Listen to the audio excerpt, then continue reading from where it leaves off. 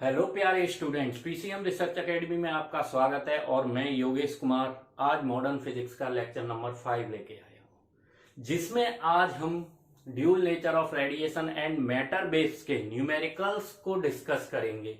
ये जो 5 न्यूमेरिकल दे रखे हैं ये अलग अलग टाइप के न्यूमेरिकल्स हैं और ये सारे न्यूमेरिकल्स हमारे सीबीएसई के एग्जाम में आ चुके हैं। कई न्यूमेरिकल ऐसे हैं जो 2 बार आए हैं, कई न्यूमेरिकल ऐसे हैं जो एक एक बार आए हुए हैं। तो ये जो न्यूमेरिकल है ये कंसेप्ट वाइज न्यूमेरिकल है। अगर आपने यहाँ पे सही तरीके से इन कंसेप्ट को सीख लिया तो आपकी जो थ्योरी है उसका भी रिवीजन हो जाएगा और न्यूमेरिकल्स भी हो जाएंगे। तो हम जो अब वीडियो बनाएंगे या जो भी वीडियो रिकॉर्ड करेंगे उनमें 3 जो पार्ट्स होंगे वो न्यूमेरिकल्स के होंगे। आगे जितने भी लेक्चर आएंगे, लेक्चर 5 न्यूमेरिकल, लेक्चर 6 भी हमारा न्यूमेरिकल्स का होगा, लेक्चर 7 भी न्यूमेरिकल्स का होगा, जबकि जो लेक्चर 8 है वो एमसीक्यू बेस्ड होगा। कैसा होगा? एमसीक्यू पे उसमें क्वेश्चंस होंगे जो बोर्ड में पूछे जाते हैं जनरली क्लास 12th के लिए। ठीक, तो सबसे पहले हम अब बात करते हैं क्वेश्चन नंबर 1 की। क्वेश्चन नंबर 1 क्या दिया हुआ है इसको समझने की कोशिश करेंगे और ये सीबीएसई में आया हुआ क्वेश्चन है 2018 में। तो क्वेश्चन दिया है, if the light of wavelength 412.5 nanometre is incident on each of the metal given below. ये सारे मेटल दे रखे हैं, इन पर अगर हम यही वेवलेंथ क्या करें, इसी वेवलेंथ को इंसिडेंट कराएं, which ones will show photo electric emission and Y. कौन सा इनमें से ऐसा होगा जो फोटो इलेक्ट्रिक एमिशन को शो करेगा और क्यों। तो हमने एक कंसेप्ट पढ़ा था फोटो इलेक्ट्रिक इफेक्ट का कि E इज इक्वल टू किसके होता है, एच म्यू, ठीक, is equal to H upon lambda. ये हमने इक्वेशन पढ़ी थी। हमने क्या पढ़ा था, when a incident of light, अब incident of light low wavelength and high frequency incident on the metal surface, then electrons may be emitted. ठीक, तो एक कंडीशन बताई थी, energy of incident photon, energy of incident photon is directly is greater than 5 electron may be emitted. तो electron यहां से emitted हो सकते हैं जब हमारी जो एनर्जी है इंसिडेंट रेडी लाइट को इंसिडेंट कराने की, अगर वो वर्क फंक्शन से ज्यादा है तभी हमारे इलेक्ट्रॉन्स यहां से क्या होंगे, एमिटेड होंगे। अब हम देखेंगे कैसे एमिटेड होंगे। तो हमने एक फॉर्मूला पढ़ा, E equal to h c upon lambda. तो E equal to h, Planck constant 6.626 into 10 की पावर -34 जूल सेकेंड इसकी वैल्यू होती है, into light speed of light 3 into 10 की पावर 8 मीटर पर second upon lambda. Lambda is a nanometre, lambda किस में दिया है, नैनोमीटर में दिया है, 4125 नैनोमीटर। ठीक है, तो इसको हम मीटर में लिखेंगे तो 412.5 इंटू 10 की पावर -9 मीटर। अब जो E है वो हमेशा किस में शो होता था, इलेक्ट्रॉन वोल्ट में, तो 1.6 इंटू 10 की पावर -19, ठीक, एनर्जी। अब ये वैल्यू आ गई इलेक्ट्रॉन वोल्ट की, 1.6 इंटू 10 की पावर -19 इलेक्ट्रॉन वोल्ट में कन्वर्ट करना। नहीं तो एक और फॉर्मूला बताया था हमने कि 1242 अपॉन लैम्डा। अगर लैम्डा नैनोमीटर में दिया है तो इस फॉर्मूले को हम डायरेक्ट यूज कर सकते हैं। अगर हमारा जो लैम्डा है वो नैनोमीटर में दिया है तो इस फॉर्मूले को लगा सकते हैं हम। क्या फॉर्मूला था, E is equal to 1242 upon lambda in nanometre. तो ये हमारा इलेक्ट्रॉन वोल्ट में निकल के आता है, इस फॉर्मूले को हम डायरेक्ट लगा सकते हैं। अब इसी फॉर्मूले में इस वैल्यू को पुट कर देंगे तो हमारा दे रखा है 1242 upon lambda is a 4125 electron volt. ये नैनोमीटर में था, ये हमारा किस में है, नैनोमीटर में है। ठीक है ना, जैसे ही हमने इस वैल्यू को पुट किया, अब देखो ये 412 है, ये 1242 है, तो इसको हम क्यों ना 1200 कर लें तो आसानी से कट जाएगा।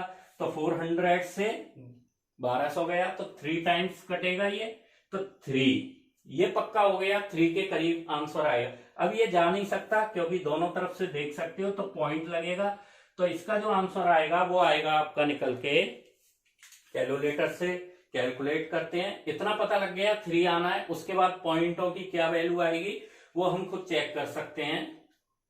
12.5 इज इक्वल टू 3.01, कितना आ रहा है 3.01 इलेक्ट्रॉन वोल्ट। तो एनर्जी जो आई इंसिडेंट रेडिएशन की वो कितनी निकल के आ रही है हमारी 3.01 इलेक्ट्रॉन वोल्ट। अब इस क्वेश्चन को देखेंगे, अब क्वेश्चन पे आएंगे कि कौन फोटो इलेक्ट्रिक एमिशन करेगा। तो सोडियम, पोटेशियम, कैल्शियम ये दे रखे हैं, इनके वर्क फंक्शन दे रखे हैं। 1.92 इससे कम है, 2.15 इससे कम है, ये ज्यादा है। तो कैल्शियम और मोड एमओ ये तो नहीं करेंगे, यहां से तो इलेक्ट्रॉन एमिटेड नहीं होंगे। तो इलेक्ट्रॉन एमिटेड कहां से होंगे भाई, सोडियम और पोटेशियम से। कहां से होंगे, सोडियम और पोटेशियम से। क्यों होंगे, क्योंकि इनका जो वर्क फंक्शन है वो एनर्जी ऑफ इंसिडेंट रेडिएशन से कम है। सोडियम और पोटेशियम का जो वर्क फंक्शन है वो एनर्जी ऑफ इंसिडेंट रेडिएशन से कम है, और कंडीशन होती थी E is greater than equal to 5 may be electron may be emitted. इससे क्या होगा, इलेक्ट्रॉन एमिटेड होंगे। तो इलेक्ट्रॉन किस मेटल पे एमिटेड होंगे, सोडियम एंड पोटेशियम पे। इलेक्ट्रॉन कहां पे एमिटेड होंगे, सोडियम एंड पोटेशियम पे। ओके, ये था हमारा फर्स्ट क्वेश्चन। अब बात करेंगे सेकंड क्वेश्चन की। यहां से हमारे बहुत सारे फॉर्मूले भी कंप्लीट होते जाएंगे और क्लियर होते जाएंगे, ठीक है ना। और इससे हमें क्या है, एक कंसेप्ट मिलता जाएगा। जितने भी क्वेश्चंस कर रहे हैं हम, उनके कंसेप्ट्स भी क्लियर होते जाते हैं। और जब तक हम न्यूमेरिकल नहीं लगाते हैं और उन न्यूमेरिकल्स को जब तक हम थ्योरी के साथ कनेक्ट नहीं करते हैं, तब तक कोई कंसेप्ट आपको समझ में नहीं आएगा फिजिक्स के, ठीक है। कई लोग क्या है, फॉर्मूला याद कर लेते हैं, फॉर्मूले रख देते हैं और सॉल्व करने की कोशिश करते हैं। थोड़ा भी क्वेश्चन घुमा दिया जाता है तो फॉर्मूला तो सही लगाया लेकिन उसका रीजन नहीं दे पाते। आंसर निकाल सकते हैं लेकिन रीजन नहीं पता होता, क्योंकि उन्होंने अगर थ्योरी को अच्छी तरह ना पढ़ा हो और फॉर्मूले सारे याद हो। क्वेश्चन नंबर सेकंड क्या कह रहा है, for a photosensitive surface work function is, यानी phi is equal to given है 3.3 इंटू 10 की पावर -19 जूल के। Taking Planck constant to be, Planck constant भी दे रखा है हमें 6.6 इंटू 10 की power -34 joule second. Find threshold frequency, threshold frequency mu naught बराबर क्वेश्चन क्या पूछा है, म्यू नॉट किसके इक्वल होगा, थ्रेशोल्ड फ्रिक्वेंसी। वर्क फंक्शन दे रखा है तो हमने फॉर्मूला पढ़ा था, work function phi is equal to किसके होता था, h mu naught. Phi is equal to work function is equal to h into mu naught के होता था, ठीक। अगर ये एच इंटू म्यू नॉट के है तो हमें निकालना क्या है, म्यू नॉट। तो mu naught is equal to 5 upon h रख देंगे इसको, ये क्या हो जाएगा, mu naught is equal to 5 upon h. अब इसमें वैल्यू पुट करेंगे 3.3 इंटू 10 की पावर -19 अपॉन 6.6 इंटू 10 की पावर -34, ठीक। और थ्रेशोल्ड फ्रिक्वेंसी है, और फ्रिक्वेंसी हमेशा किसमें शो होती है, ये सबसे बड़ा इंपॉर्टेंट पार्ट होता है, हर्ट्ज में। हमेशा याद रखना, यूनिट जब लिखो तो पहले यूनिट लिख लो भाई। थ्रेशोल्ड फ्रिक्वेंसी पूछी है तो हर्ट्ज में रिप्रेजेंट्स होती है, तो वो हमने यहाँ पे लिख दी, ठीक। अब इसे सॉल्व करेंगे, इस पॉइंट को इस पॉइंट से मार सकते हैं, आसानी से काट सकते हैं। अब ये कितना हो गया हमारा 1/2, 1/2 का मतलब 0.5 के समथिंग, ठीक। तो इसको मैं लिख सकता हूं 1/2 0.5 इंटू, अब इसको ऊपर ले जाएंगे तो 10 की पावर +34 हो जाएगा, तो 10 की पावर -90 +34। कई लोगों को अभी ये भी ना आता होगा, a की पावर m अपॉन a की पावर n, ठीक है, इस तरीके के क्वेश्चन। तो इसको हम ऊपर ले गए तो a की पावर m इंटू a की पावर n बना, तो a की पावर m प्लस n होता है, और 34 में से 19 गए तो कितना बचेगा हमारा 34 में से अगर 19 चले जाएंगे तो कितना बचेगा? ठीक है, 15 बचेगा। कितना? 15।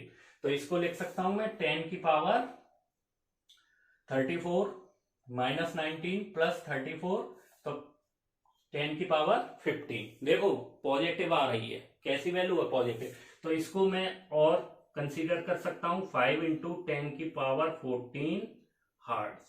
जब भी हम फ्रिक्वेंसी अगर हर्ट्ज में दिखाएं तो 5 इंटू 10 की पावर 14 हर्ट्ज के इक्वल आएगी। ठीक है, तो ये था हमारा किससे रिलेटेड? थ्रेशोल्ड फ्रिक्वेंसी और वर्क फंक्शन से रिलेटेड क्वेश्चन। फॉर्मूला क्या था? Phi equal to h mu naught, और वो फॉर्मूला हमने यहाँ पे पुट कर दिया और इससे हमने वैल्यू फाइंड कर ली। अब बात करते हैं next question, question number third question जो है ये सीबीएसई में पूछा हुआ है और ये 1 मार्क्स में पूछा गया है। वेरी शॉर्ट में पूछा जाता है और 1 मार्क्स का ये क्वेश्चन है। क्वेश्चन क्या कह रहा है? If the wavelength of EM radiation is double, wavelength है डबल है, क्या है? वेवलेंथ डबल है। ठीक, what will happen energy of photons? तो एनर्जी ऑफ फोटोन हमने क्या फॉर्मूला पढ़ा था? E equal to h mu.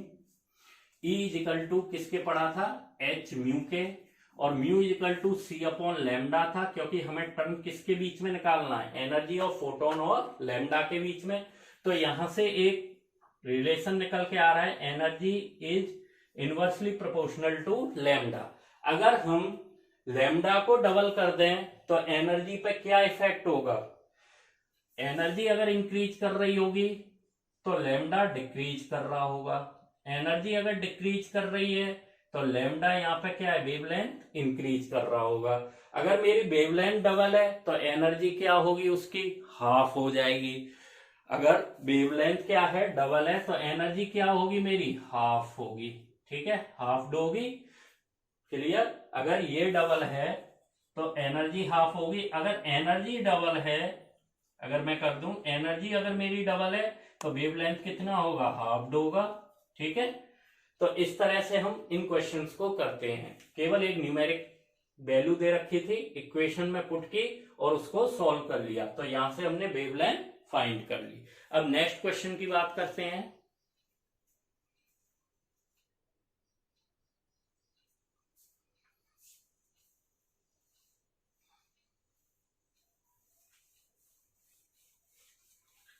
Next question दिया हुआ है, the maximum kinetic energy of a photo electron is 3 electron volt. Maximum यानी काइनेटिक एनर्जी मैक्सिमम किसी भी फोटो इलेक्ट्रॉन की कितनी है? 3 इलेक्ट्रॉन वोल्ट है। अब इसने पूछा है what is the stopping potential, इसमें स्टॉपिंग पोटेंशियल क्या होगा? ठीक, तो स्टॉपिंग पोटेंशियल को हम बी नॉट से शो करते थे, स्टॉपिंग पोटेंशियल बी नॉट से, और ये हमारी किस में होती थी? वोल्ट्स में। अब स्टॉपिंग पोटेंशियल फाइंड करना है और kinetic maximum kinetic energy photo electrons की गिवन है, तो हम क्या करेंगे? यहाँ पे फॉर्मूला होता था kinetic energy maximum is equal to E into b naught. Kinetic energy maximum is equal to E into b naught. हमें निकालना क्या है? Stopping potential. क्या फाइंड करना है यहाँ? Stopping potential. तो V naught is equal to लिख सकते हैं हम kinetic energy maximum upon e. ठीक, ये कितना है? 3 इलेक्ट्रॉन वोल्ट, और ये भी 1.6 इंटू 10 की पावर माइनस 19 कूलम के होता है, इलेक्ट्रॉन वोल्ट के होता है। तो यहां से हम इन दोनों को काट सकते हैं आसानी से, तो इसकी स्टॉपिंग पोटेंशियल कितनी आएगी? मेरी 3 आएगी। स्टॉपिंग पोटेंशियल कितना आएगा बेटा? यहां से मेरा निकल के 3 स्टॉपिंग पोटेंशियल आएगा। ठीक है ना? तो ये था मेरा स्टॉपिंग पोटेंशियल जो मैंने निकाला। ठीक, तो कितना आ गया मेरा? 3 वोल्ट के इक्वल स्टॉपिंग पोटेंशियल आ जाएगा। B naught is equal to किसके आएगा? 3 वोल्ट, क्योंकि kinetic energy maximum is equal to E into b naught होता है जब हमें स्टॉपिंग पोटेंशियल के बारे में डिस्क्राइब करना होता है। अब नेक्स्ट क्वेश्चन की बात करेंगे।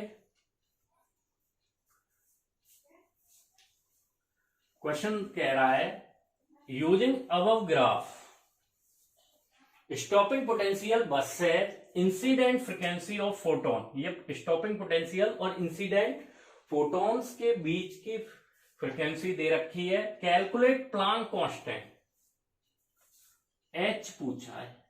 क्या पूछा है? प्लांक कांस्टेंट क्या होगा? सीबीएसई में आया हुआ क्वेश्चन है ये भी। ये पांचों ही क्वेश्चन सीबीएसई में आए हुए हैं, ठीक। तो using above graph for stopping potential versus the incident frequency of photons calculate Planck constant. अब देखिए ये हमारी क्या है? फ्रिक्वेंसी है। अब फ्रिक्वेंसी को देखेंगे हम म्यू, ठीक। अब ये फ्रिक्वेंसी क्या कर रही है? यहां से देखेंगे म्यू पहले कितनी थी? 5 से स्टार्ट हुई कहां तक? 8 तक। तो 5 और 8 के बीच की फ्रिक्वेंसी कितनी हो जाएगी? 3 इंटू 10 की पावर 14, ठीक है। 3 इंटू 10 की पावर 14 हर्ट्ज, क्योंकि फ्रिक्वेंसी जो दी थी पहले 5 इंटू 10 की पावर 14 हर्ट्ज से लेके कहां तक गई है? 8 तक। 8 इंटू 10 की पावर 14 हर्ट्ज तक जा रही है, ठीक है। तो जो फ्रिक्वेंसी होगी कंप्लीट फ्रिक्वेंसी वो कितनी होगी? 8 माइनस 5 इंटू 10 की पावर 14 हर्ट्ज। तो यहां से निकल के आएगा 3 इंटू 10 की पावर 14 हर्ट्ज की, ठीक। 3 इंटू 10 की पावर 14 हर्ट्ज के। अब स्टॉपिंग पोटेंशियल V नॉट कितना दिया हुआ है? 1.23 और 0 से शुरू हो रही है। फ्रिक्वेंसी कहां से गई? जो वोल्टेज है स्टॉपिंग 0 से है कहां तक? 1.23। तो माइनस का ये कर सकते हैं इसमें, 1.23 माइनस 0, तो ये आएगा आपका वोल्ट में 1.23 वोल्ट, ठीक। ये हमने वैल्यू रख ली। अब हमें H निकालना है। स्टॉपिंग पोटेंशियल दे रखा है, ये दे रखी है फ्रिक्वेंसी। तो हमने एक फॉर्मूला पढ़ा था, एक फॉर्मूला कि kinetic energy maximum, Einstein equation क्या कहती है? Kinetic energy maximum is equal to h mu minus work function के होता है।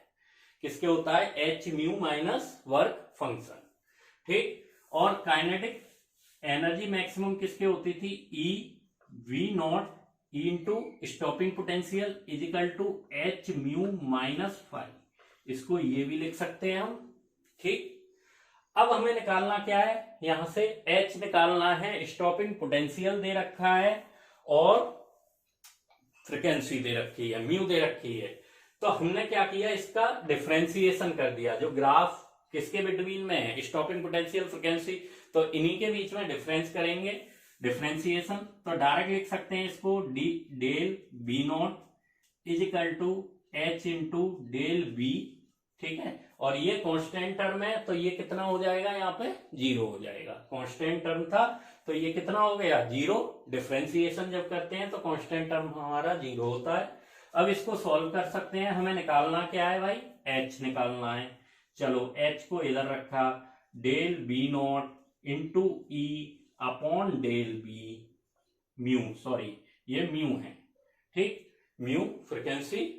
अब इसमें ये वैल्यू पुट कर देंगे। Del b naught 1.23 volt into 1.6 into 10 की power minus 19 upon frequency 3 into 10 की पावर 14 हर्ट्ज, ठीक। इतना कर लिया।